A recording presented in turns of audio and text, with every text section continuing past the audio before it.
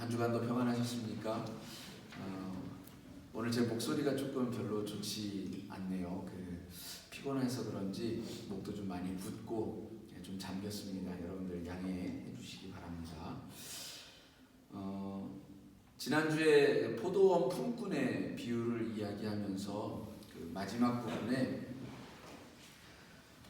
우리의 의지에 관하여서 말씀을 드렸습니다. 다시 말하면 일하고자 하는 의지, 나를 일꾼으로 부르시는 이가 있다면 그 앞에 나 자신을 드릴 수 있는 마음, 이런 마음이 있을 때야 이 포도원에 들어갈 수 있다, 이렇게 말씀을 드렸는데요. 그렇습니다. 하나님의 은혜는 우리들에게 항상 있습니다. 우리들의 삶의 자리 곳곳에 하나님의 은혜는 늘 있습니다. 다만 우리가 그것을 누리지 못함은 내가 그것에 참여하고자 하는 의지가 없기 때문입니다. 오늘은 이것을 좀 더 이야기해 보려고 합니다. 천국에 관한 이야기들을 지금 계속 몇 주째 나누고 있지요. 오늘은 이제 여기 집 주인이, 한 주인이 종들을 보내면서 초청한 자들, 이 잔치에 초청한 자들을 불러서 같이 이 잔치를, 축제를 즐기자 하는 이야기를 하고 있습니다. 주님은 이 비유를 통하여서 주인 되시는 하나님께서 우리를 계속해서 초청하고 계심에 대하여서 분명하게 말씀해 주십니다. 하나님은 그렇죠, 한 영혼이 천하보다 귀하다라고 말씀하셨습니다. 그 천하보다 귀한 그 한 영혼을 구원하시기 위하여서라면 어디든 물불을 가리지 아니하고 달려가신 분이 바로 우리 하나님이십니다. 실제로 그렇죠. 자녀를 사랑하면 그 사랑하는 자녀를 위하여서 자기 목숨도 내어놓을 수 있는 것이 부모의 마음이잖아요. 하나님이 우리를 사랑함에 있어서 그보다 더하면 더했지 결코 못하지는 않다라는 겁니다. 그래서 인간의 몸을 입고 오셔서 저 십자가에서 그 모진 고통을 당하면서도 자기 목숨을 내어주시기까지 하신 분이 바로 우리의 아버지 되신 하나님 아니십니까? 하나님은 그 한 영혼을 구원하시기 위하여서. 그런데 그 구원이라고 하는 것은 누구에게 좋은 겁니까? 우리들에게 좋은 거예요. 하나님께서 잔치를 베풀고 그 잔치에 우리를 초대하시는 것은 우리를 위한 거잖아요. 우리가 그 잔치 자리에 와서 기뻐하고 즐거워하고 행복하기를 바라시는 거예요. 부모가 제일 기쁠 때가 언제입니까? 부모는 자기 일보다 자녀가 잘 되어질 때 가장 기쁜 법입니다. 내 자녀가 행복하고 밝고 건강하게 자라고 무엇보다 그 생명을 마음껏 누릴 수 있을 때, 그때 부모는 자기 일보다 더 기뻐하고 감사하는 겁니다. 하나님이 우리에게 잔치를 베풀어 줬어요. 그리고 그 잔치에 우리를 초대하십니다. 와서 나와 함께 기뻐하자, 즐거워하자. 그런데 여기 오늘 말씀해 보니까 많은 사람들이 이 잔치에 초대함을 받았음에도 불구하고 갖가지 이유를 대면서 가지 않겠노라고 말합니다. 누가 손해입니까? 결국 그 잔치 자리에 가지 아니하는 우리에게 손해일 수밖에 없죠. 하나님이 아무리 좋은 잔치를, 아무리 커다란 은혜를 우리 가운데 허락하면 무엇합니까?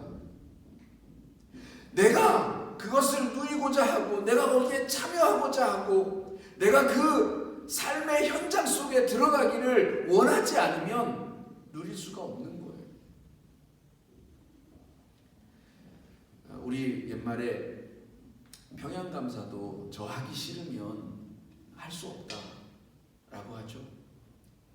아무리 좋은 자리가 있고 아무리 좋은 것이 우리 앞에 놓여있다 할지라도 그것을 취하지 않으면 내 의지가 거기에 발을 담그지 아니하면 그것을 아무도 누릴 수가 없는 겁니다. 하나님은 끊임없이 우리를 초대하시고 초청하시고 부르고 계셔요. 오죽하면 문을 두드리시는 하나님이라고 말씀하지 않습니까? 끊임없이 우리에게 찾아오셔서 문을 두드리시는데 우리가 열어주지 않으면 주님은 우리 가운데로 들어와서 사실 수가 없습니다. 내 마음이, 내 생각이 주님의 뜻과 주님과 더불어서 살아가기를 바라지 않으면, 그리고 그것을 정말 모시어드리지 않으면 결코 하나님과 함께 할 수 없는 것이 우리들의 현실인 겁니다. 그런데 여기 사람들이 거절하는 이유들이 있죠. 우선 첫 번째 사람은 뭐라고 거절을 합니까? 밭을 샀다. 내가 밭을 샀기 때문에 그 밭에 나가봐야 해서 자취자리에 갈 수가 없다. 이렇게 얘기합니다. 여러분, 밭을 이미 샀어요. 그것은 이미 내 것이죠. 그죠? 그 밭은 언제든지 나가볼 수 있는 겁니다. 이미 내 것이 되었는데, 그러면 내가 원하는 때에, 내가 생각이 있고 뜻이 있을 때에 아무 때고 나가볼 수 있는 겁니다. 그런데 왜 하필 꼭 이때에, 잔치의 청함을 받은 이때에 밭을 나가봐야겠다라고 하는 걸까요? 말하자면 그 잔치 자리에 가기 싫은 마음을 나타내는 거예요. 하나의 핑계거리에 불과하다라는 겁니다. 또 한편으로는 내가 가진 그 소유에 지금 온전히 마음이 뺏겨져 있는 상태인 거예요.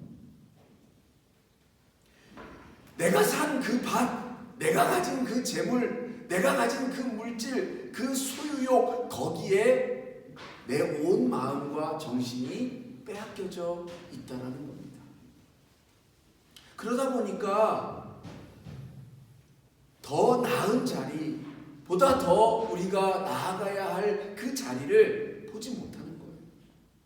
지금 내 눈앞에 있는 그 탐욕이, 그 욕구가 더 나은 자리를 가려서 보지 못하게 하는 거라는 겁니다. 여러분, 우리는 집착을 가져서는 안 됩니다. 내 것에 집착하기 시작하면 내가 가진 것, 그것에 내 마음이 온전히 뺏겨져 버리면 하나님의 것을 보지 못하게 돼요. 내 것에 집착되어지면 그보다 큰 하나님의 세계를 볼 수 없고 누릴 수가 없게 된다는 겁니다.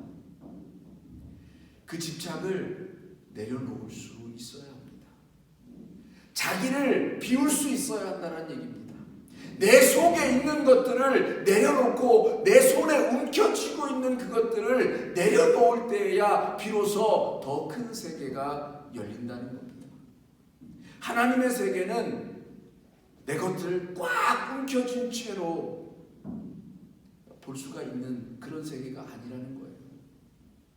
내가 비워지고 내 손이 비워질 때에 하나님의 세계는 비로소 열린다라는 겁니다. 속에 어떤 집착이 있습니까? 무엇에 대한 집착이 있습니까? 여기 이 사람은 밭에 대한 일종의 소유욕이 작동을 하고 있지만 아마 여러 가지 많은 집착의 요소들을 우리가 가지고 있을 거예요. 내가 버리지 못하는 그 고집스러운 것들, 아집스러운 것들, 때로는 하나님은 그것을 내려놓으라고 말씀하십니다. 하나님의 세계를 가리는 것이라면 그것은 내려놓아야 합니다. 더 큰 세계를 보기를 원하시는 그 하나님 앞에서 우리의 것을 내려놓을 수 있어야 한다는 얘기예요. 두 번째는 이렇게 얘기하죠. 내가 소 5겨리를 샀는데 그것을 시험해 봐야겠으니 그 잔치 자리에 갈 수가 없겠습니다. 소 5겨리면 한 겨리에 이제 2마리씩이니까 10마리입니다. 그 소 10마리를 이렇게 한꺼번에 살 수 있을 정도면 굉장히 큰 부자임에 틀림이 없죠. 그런 사람이 이제 그 자기가 산 그 소를 이 소들이 땅을 잘 기경을 하는지 농사를 짓기에 아주 적합한지 한번 시험해 보겠다라는 거예요. 여러분 근데 우리가 어떤 그 물건을 산다든지 할 때에 사기 전에 그것이 온전한 것인지 제대로 작동을 하는지 뭐 제품에 하자가 없는지 그렇게 이제 면밀히 따지고 삽니까? 아니면 산 후에 그것을 해봅니까? 보통은 사기 전에 사실 지금이야 그래도 품질 보증 기간이라는 게 있어서 그 가란티 기간 동안에 뭐 하자가 있거나 그러면 교환도 해오고 환불도 해오지만 이 옛날에 그런 제도가 어디 있었어요? 그러면 뭔가를 사고 구입을 한다면 그 전에 면밀하게 검토해보고 조사해보고 들여다보고 해서 살지 않겠습니까? 하다못해 이때는 이 소라고 하는 것은 농사에 있어서 가장 중요한 요즘으로 치면 트랙터잖아요. 그죠? 근데 그거를 사는데 그것도 한두 마리도 아니고 10마리씩이나 사는데 당연히 소의 눈도 살펴볼 것이고 힘줄도 살펴볼 것이고 근육이라는 이런 다 하나 면밀하게 살펴서 사지 않겠습니까? 그런데 그걸 이제 이미 사가지고 와서 그걸 시험해보러 나가겠으니 그래서 잔치에 못 가겠다고 한다고 지금 말하고 있는 건 결국 핑계라는 얘기죠. 이것도 역시 핑계에 불과하다라는 겁니다. 우리는 하나님이 은혜를 주시는데 하나님이 우리에게 놀랍도록 큰 은총을 베풀고 계시는데 매일매일의 삶의 현장 속에서 우리로 하여금 기뻐하고 행복할 수 있는 여러 가지 것들을 나타내시고 증거하시고 보이시고 함께하고 계시는데 우리는 스스로 거부하고 있어요. 다양한 핑계거리들을 대면서 말도 안 되는 이런 핑계거리들을 대면서 하나님을 거절한다는 겁니다. 무엇 때문에 그럴까요 도대체? 우리의 마음이 자꾸 엉뚱한데 가 있기 때문에 그래요. 그랬죠. 성경은 하나님과 만몬을 겸하여 섬길 수 없다.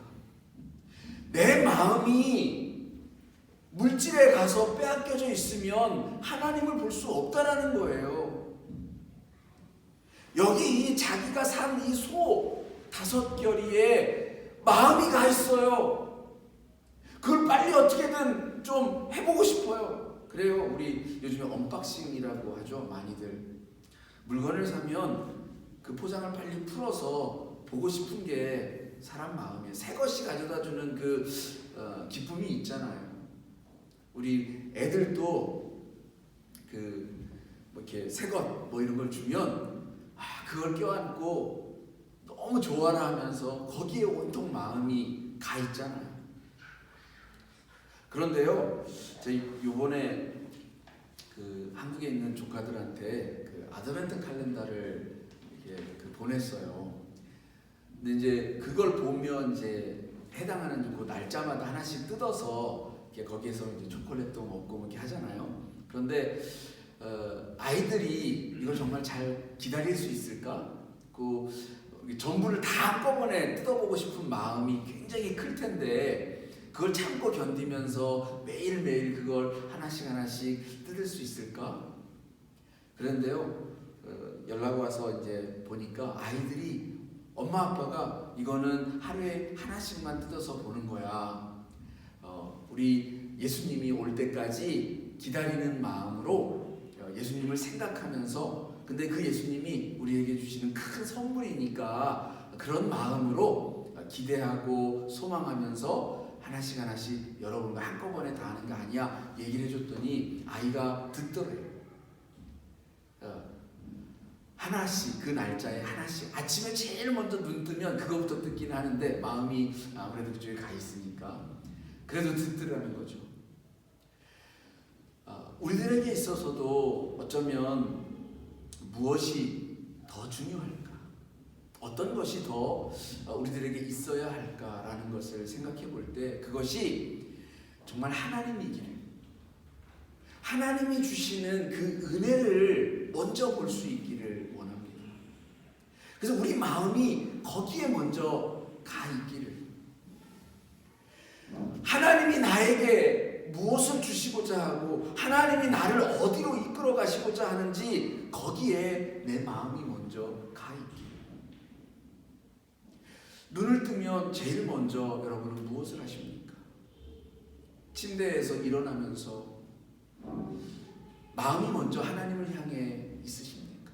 하루를 시작하면서 또 하루를 마감하면서 여러분의 마음은 어디에 먼저 가 있으십니까? 우리에게 있어서 하나님의 은혜가 없다라고 말하기 전에, 하나님의 은혜라는 것이 도대체 왜 나에게는 없는가라고 불평하기 전에, 하나님을 원망하기 전에 내 마음이 과연 하나님께 먼저 가 있는가? 내 속에 하나님의 세계를 향한 그 열망이 샘솟아 나오고 있는가? 한 번쯤 돌아볼 수 있기를 원합니다. 세 번째는 이렇게 이야기하죠.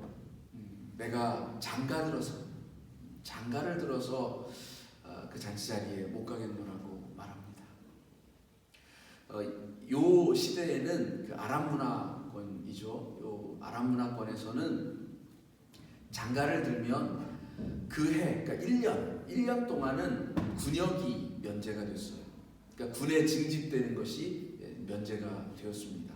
그만큼 중요한 일이고 또 그 한 개인에게 있어서 엄청난, 지금도 마찬가지지만 그 인생에 있어서 가장 큰 행사이지 않아요? 그리고 또 그 신혼이라고 하는 그 시기는 굉장히 중요한 시간이잖아요. 그래서 이제 국가에서도 이렇게 이제 군역을 면제해 줄 정도로 중요한 때인데 잔치 그 자리도 좀 가지 못하는 것 양해 좀 해주십시오 하는 그런 이야기입니다. 중요해요. 우리의 삶에 있어서 중요한 일들이 얼마나 많이 있습니까? 세상을 살아가는 그 삶의 시간들 속에 우리가 육체를 입고 살아가는 동안에는 어쩔 수 없이 맞이해야 하는 굉장히 중요한 일들이 있습니다. 그런 것들이 중요하지 않다라고 말하는 게 아니에요. 그런 일들을 우리가 등한시하거나 뭐 없인 여겨도 된다라고 지금 이 말씀이 전하고 있는 게 아닙니다.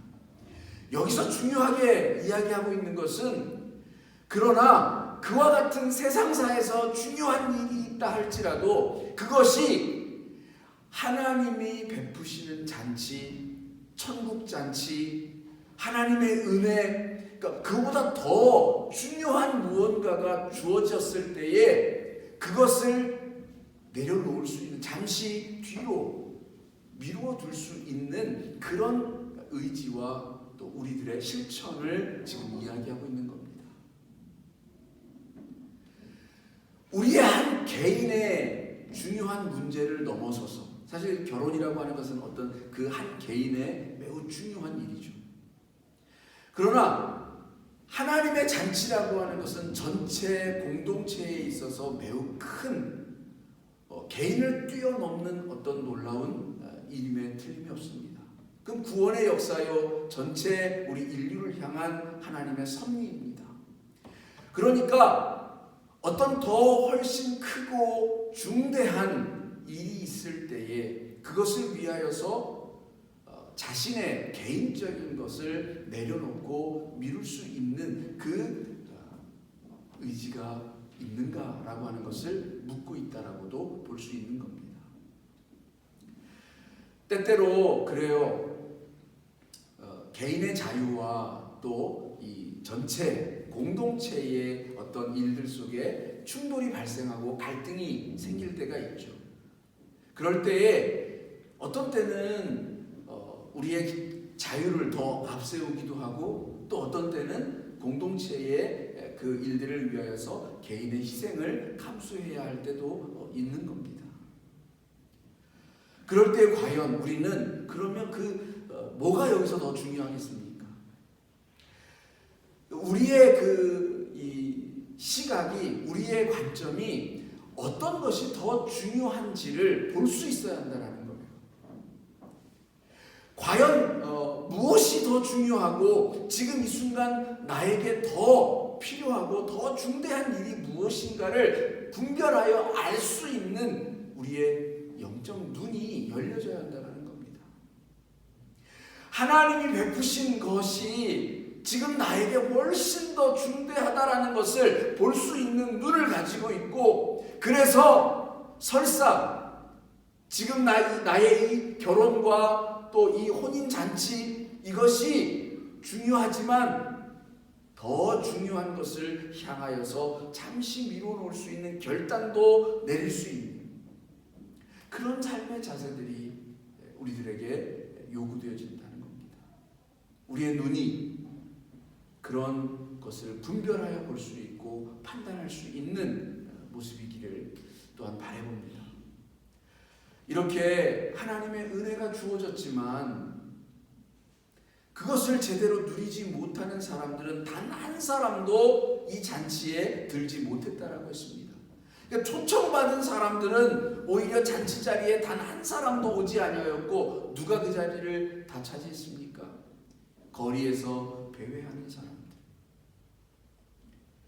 가난하고 소외당하고 차별받고 이래저래 사회에서 손가락질당하고 하던 그런 이들이 오히려 하나님의 베푸시는 이 잔치 자리를 차지하였습니다. 스스로가 어쩌면 나는 저들과 달라, 이런 잔치쯤 나도 열 수 있고 내가 가진 것으로 충분히 내 스스로 이 잔치를 만들면서 살아갈 수 있어라고 그렇게 생각을 하는지도 모릅니다. 그래서 이 하나님이 베푸시는 이 잔치를 별것 아니라고 생각했는지도 모릅니다. 여러분, 우리가 스스로 누리는 것, 우리가 스스로 누릴 수 있는 것은 하나님의 것과는 감히 비교할 수가 없죠. 그걸 어디다 대겠습니까? 우리 인생이 한계가 있고 끝이 있는데 영원하신 하나님께서 베푸시는 그것과 어찌 비교할 수 있겠습니까?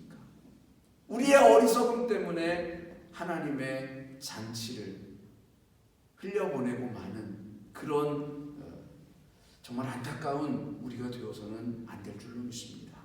여러분, 또 한 주간을 살아가면서 하나님이 베푸시는 은혜를 제대로 차지하고 누릴 수 있는 저와 여러분이 되기를 원합니다. 조금만 둘러보고 조금만 우리의 마음문을 열면 그 은혜는 느껴지고 여러분 안에 체험되어질 것입니다. 그 안에 넘쳐나는 감사, 그 안에 넘쳐나는 기쁨, 즐거움, 그것을 꼭 맛보시기를 주님의 이름으로 축원합니다. 기도하겠습니다.